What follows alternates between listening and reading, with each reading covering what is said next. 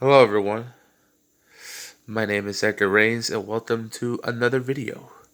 So today we are going to be reacting to the ups and downs of Hell in a Cell this past Sunday that I watched when I was away.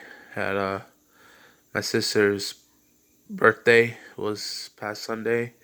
So yeah, I hope you guys will enjoy the video. If you do, make sure you like the video, comment, all that good stuff. And without further ado, let's go ahead and do the video.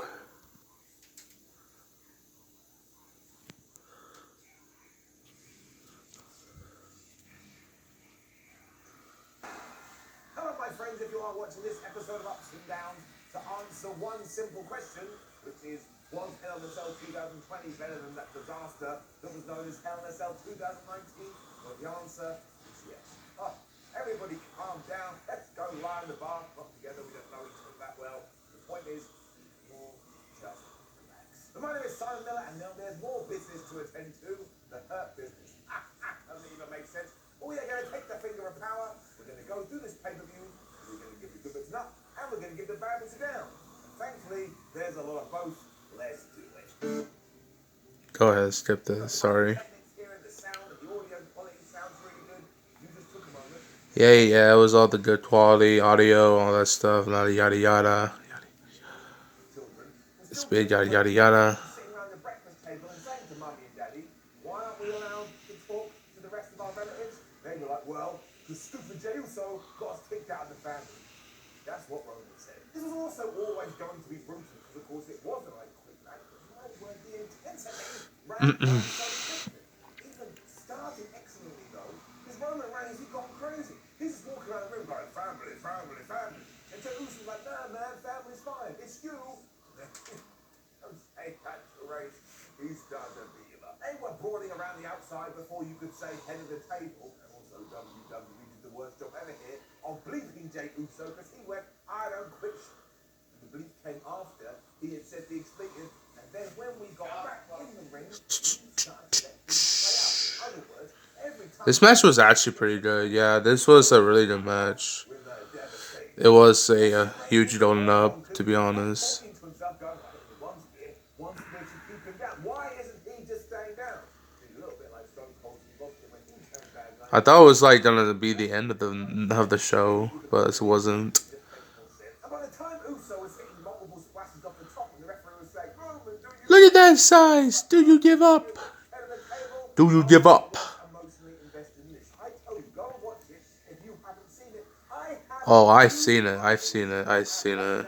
This was a really good match. Roman with a leather strap before we saw another spear, and Roman had the strap and he was slamming Jey Uso, and it sounded like a bomb was going off. So really, WWE snuck a third stipulation in here, because not only was it going on in Hell in a Cell, not only was it I Quit, but yeah, for a good chunk, it was also a strap match.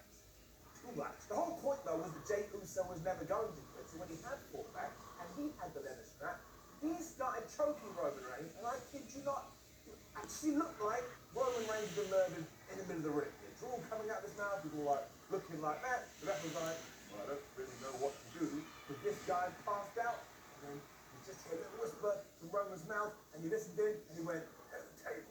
Of course. Now, in any real walk of life, this whole thing would have been called off, but it's sports entertainment, and you have to say I quit if you want the match to end. Roman Reigns decided he was going to do that by locking in the guillotine choke, and he had the reverse of what we had just witnessed. Jey Uso was then knocked out cold on the floor, and Roman didn't know what to do. I mean, this Oh, I thought that was a DDT. I thought it was like something. It was a chokehold. had a look on his face like he was playing Professor Okay. X, couldn't solve the next puzzle. Then Cause I know that move, of course. Roman said to himself, well, he ain't going to quit. I'm going to take it to the next level. And I got down on my knees. I said, Roman, please. I'm like Paul Heyman. I was like, Roman, please don't take it to the next level. But you know what he did? He took Jey Uso to the outside. He positioned his head next to the ring post, put the steel stairs on the other side of the Yeah, he put the steel stairs on Jey Uso, and then just freaking did the leg drop to his head to the steel post and the steel stairs. meaning behind it, I was doing ballet dancing. The ref then decided he was going to stop it. But thank everything, Roman grabbed him and chucked him out the ring. You already screwed up the Hell in a Cell last year. You don't need to do it again. And also,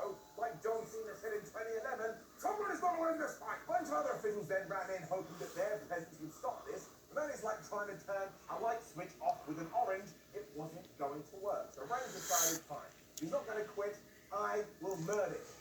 And as Jey Uso lay on the floor, he got the steel stairs and he was about to smash it right into his skull when Jimmy Uso genuinely appears from nowhere. He must have come out of the Phantom Zone. I was like, where did he come from? He was protecting his brother though and actually started to say to Roman.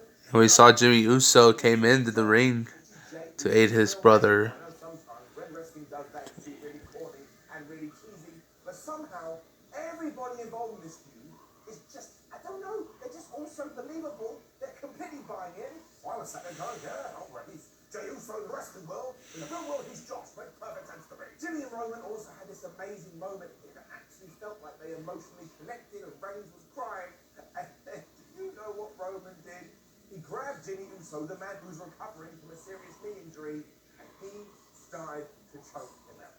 Jey Uso saw this. He said the words, I quit, because he was so worried for his brother.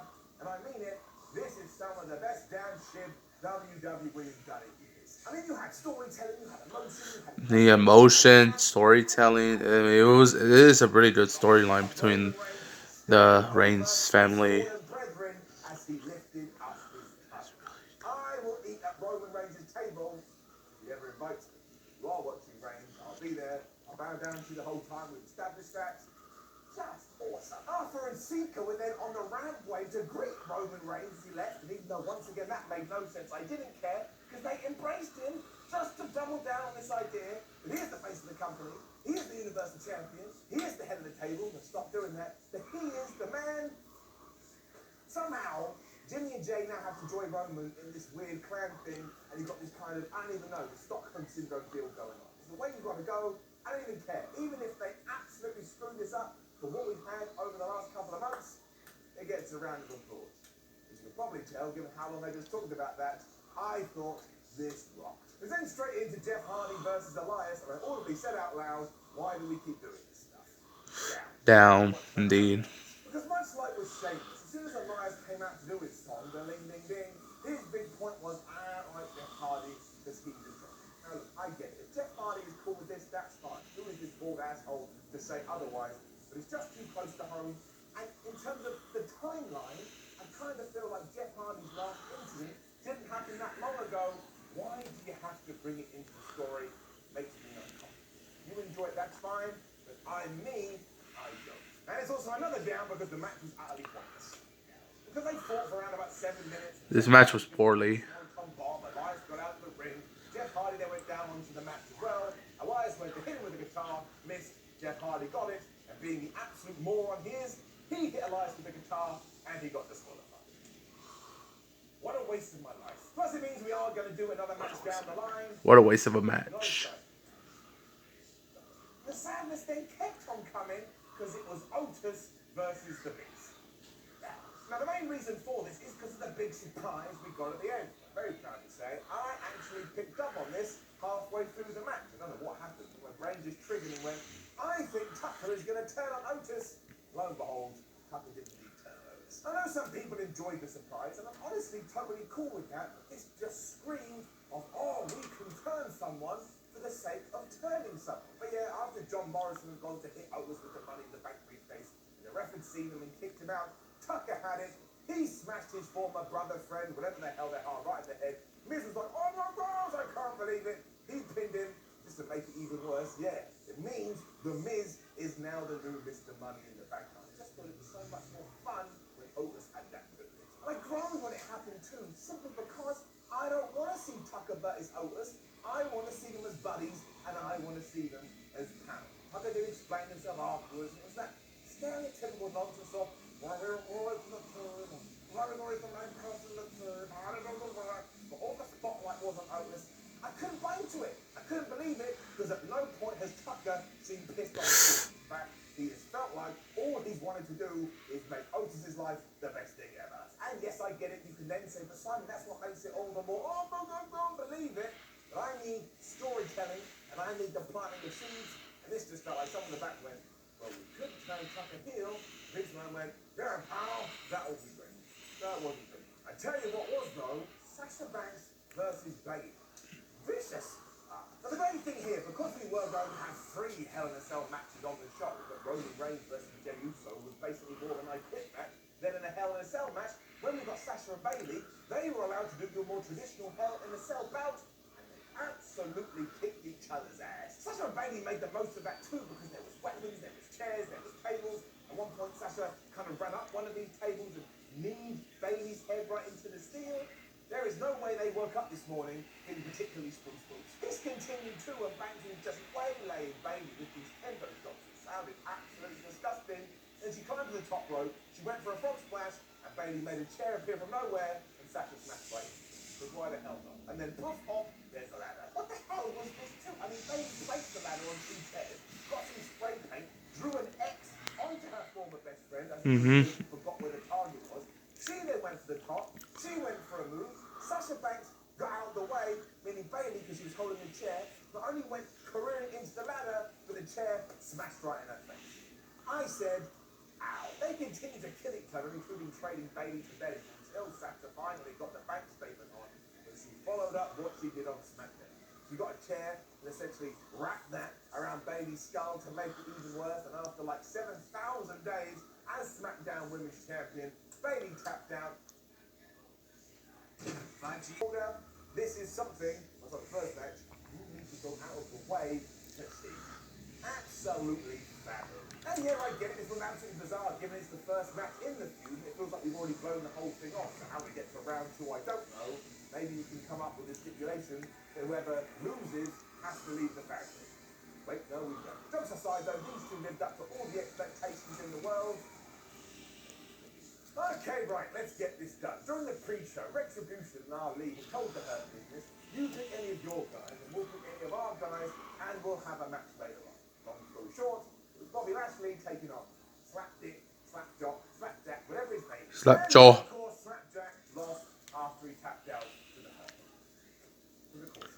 And then Down. some other dudes from Retribution came in, but Bobby Lashley fought them off. And then the Hurt Business came down afterwards and they chased away our league. And Retribution, as far as I'm concerned, are absolute pants down. They all started to stare at each other afterwards, but why the hell you would continue this program on, I don't know. In fact, the only reason WWE is going to do it is because Survivor Series is next month and you have the relevant numbers. But why would you be scared of Retribution at this stage unless you are an electrician? They have turned up and done the grand total, and that's really sorry for us. So damn good, he gets put in a big position.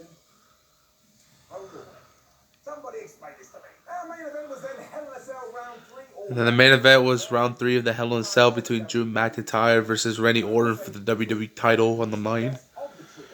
But I'm saying least best, but it's still pretty good. And if you're trying to wondering how we put a spin on this one, we've already talked about Sasha, Bailey, and Roman and Jay. Well, here it was time to go back to the future. Nope, done it again.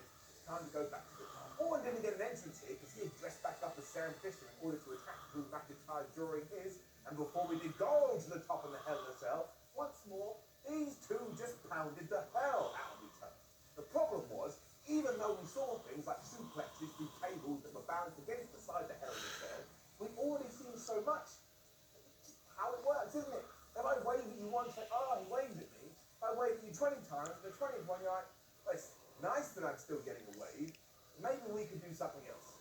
Maybe we could have 3 Hell in a Cell matches on the same show. So this did all lead to them getting out of the cell because Randy Orton got those bolt cutters again. And Byron Saxon's reaction to this was, well, I wonder what he's going to do with those. I was like, stop. How can you not figure it out? A child could figure it out. And we also need to kind of stop doing this because it completely reduces what the Hell in a Cell was built for. It was to trap 2 people inside. Now everybody's getting out like it's kindergarten. Also, why did they go to the top? I don't know. And the whole reason is simply because when The Undertaker and Mick Foley did it 22 years ago... Yeah, they also went up the cell too. Here we are in 2020, and yes, it still looks really cool. Orton's plan when we got up there too was just to hit Drew McIntyre in the balls with a python. And as soon as he had done that, so he was like, oh, my testicles, Randy Orton started climbing back down. If you take this out of context, it was truly bizarre. It also got even more crazy because as they were climbing back down, they started to play Super Mario World. You remember when Mario used to climb on that red fence? But Randy hit Drew McIntyre's arm, and he fell from pretty much the top or halfway up, and he went crashing through a table.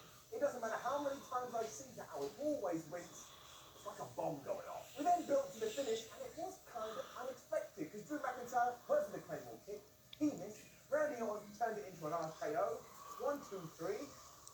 Brand new WWE. We got a brand new WWE champion. But I guess that's why we went the extra month with this feud, because I thought we were going to pay it off 4 weeks ago. So we're going to have to wait and see. It's not a massive problem that Drew McIntyre lost to Randy Orton, because it's flipping Randy Orton. Just confused as to what the next step is. Look, like I say, even though there was a bit of, how are we going to get away with 3 Hell in a Cell matches? It is still too much. All of them offered something different. All of them were pretty good. And overall, Hell in a Cell 2020 is getting enough. And that's a massive achievement, because Hell in a Cell 2019 overall got a brown down. Now let me get to the combo and ask what you thought about last night's Hell in a Cell. Like the video, share the video, and